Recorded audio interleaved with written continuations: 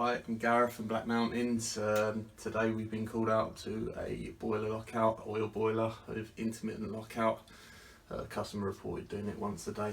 My suspicion is that it's the light reading on the photo cell. We're going to prove it with our adapted photo cell test leads and hopefully get them up and running. So for here we want a good strong light reading of 27 to 30 microamps. When the boiler's running, we'll fire them up and have a look.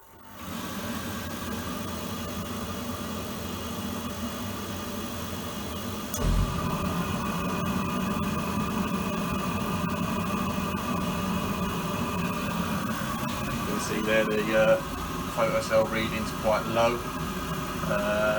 confirming my suspicion that the intermittent lockout will be due to the light reading. Right, had a little play around with the blast tube and the burner itself. New oil flex, as the other one was well past its sell by date, and fire him up, give him a test.